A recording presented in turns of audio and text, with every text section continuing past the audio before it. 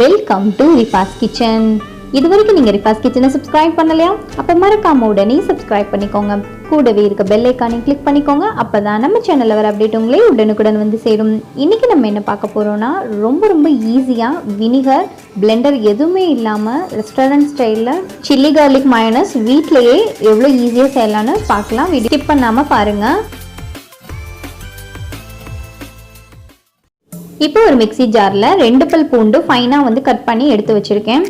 பூண்டு நம்மளுக்கு இதோட மெயின் ஃப்ளேவர். இதோட காரத்துக்கு 2 காஞ்ச மிளகாய் எடுத்திருக்கேன். இதை வந்து லைட்டாக மிக்சியில் க்ரஷ் பண்ணி எடுத்து வச்சுக்குவேன். இந்த அளவுக்கு கொஞ்சம் கொரகொரப்பாக அரைச்சி எடுத்துக்கலாம். இதோட புளிப்புக்காக ஒரு அரை லெமனோட ஜூஸ் நான் எடுத்திருக்கேன். நான் வந்து இதில் வினிகர் வந்து ஆட் பண்ணலை. மைனஸ் ரெடி பண்ணுறதுக்கு முன்னாடி லெமன், முட்டை எல்லாமே ரூம் டெம்பரேச்சரில் இருக்க மாதிரி வெளியே எடுத்து வச்சுக்கோங்க. இதோட அரை டீஸ்பூன் சுகர், உப்பு தேவையான அளவுக்கு ஆட் பண்ணிவிட்டு ஒரு முட்டை இதோட நான் எடுத்திருக்கேன். இதை வந்து ஒரு 2லேருந்து 3 பல்ஸ் கொடுத்து ஒரு 30 செகண்ட்ஸ் வந்து பிளெண்ட் பண்ணி எடுத்துக்கலாம். நம்ம 30 செகண்ட்ஸ் பிளெண்ட் பண்ணி எடுத்ததுக்கு அப்புறமா நீங்கள் ஓப்பன் பண்ணி பார்த்தீங்க அப்படின்னா லைட்டாக வாட்டரியாக தான் இருக்கும் இது மாதிரி. இப்போ நீங்கள் இதோட சன்ஃப்ளவர் ஆயில் 100 ml அளவில் நான் சேர்க்க போகிறேன். இதை வந்து கொஞ்சமாக ஆயில் சேர்த்து இதை வந்து பிளெண்ட் பண்ணி எடுத்துக்கணும்.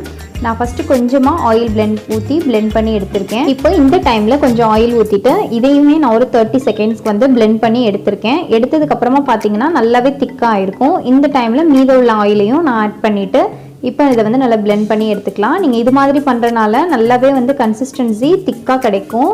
இதோட இன்னொரு ½ லெமனோட ஜூஸ், கொஞ்சமாக பெப்பர் பவுடர் ஆட் பண்ணியிருக்கேன். உங்களுடைய காரத்துக்கு தகுந்த மாதிரி நீங்கள் பெப்பர் பவுடர் ஆட் பண்ணிக்கோங்க. இதையுமே லைட்டாக பிளெண்ட் பண்ணிவிட்டு எடுத்து பார்த்தீங்க அப்படின்னா இந்த அளவு கன்சிஸ்டன்சிக்கு இப்போ நம்ம ரெடி ஆகிருக்கு. உங்களுக்கு இதை விட இன்னும் திக்காக வேணும் அப்படின்னா எக்ஸ்ட்ரா ஒரு 30 செகண்ட்ஸ் வந்து நீங்கள் பிளெண்ட் பண்ணி எடுத்துக்கலாம். ஓவரால் எனக்கு 2 மினிட்ஸ் தான் ஆச்சு. நல்லாவே திக்கான கன்சிஸ்டன்சியில் க்ரீமியான சில்லி கார்லிக் மயோனைஸ் நம்மளுக்கு இப்போ ரெடி ஆயிடுச்சு. கண்டிப்பாக இந்த ரெசிபி நீங்கள் ட்ரை பண்ணி பார்த்துட்டு நீங்கள் உங்களோட ஃபீட்பேக் சொல்லுங்கள். இப்போ நீங்களே பாருங்கள் எந்த அளவுக்கு வந்து திக்காக வந்து இருக்குன்னு. இந்த அளவுக்கு நல்லா க்ரீமியாக நீங்கள் பிளெண்ட் பண்ணி எடுத்துக்கோங்க. நான் ஃபஸ்ட்டு சொன்ன மாதிரி ரூம் டெம்பரேச்சரில் முட்டையும் லெமனும் இருக்க மாதிரி பார்த்து எடுத்துக்கோங்க. அப்போ தான் இந்த அளவுக்கு நல்லா க்ரீமியாக கிடைக்கும். இல்லைனா வந்து வாட்டரியாக வந்து நம்மளுக்கு மயோனைஸ் வந்து செட் ஆகாது. 2 மினிட்ஸ்லேயே ரொம்பவே சூப்பரான சில்லி கார்லிக் மயோனைஸ் நம்மளுக்கு இப்போ ரெடி ஆயிடுச்சு. கண்டிப்பாக நீங்கள் ட்ரை பண்ணி பாருங்கள். பார்த்துட்டு உங்களோட ஃபீட்பேக் சொல்லுங்கள். இதே மெஷர்மெண்ட்டோடு நீங்கள் ட்ரை பண்ணி பாருங்கள்.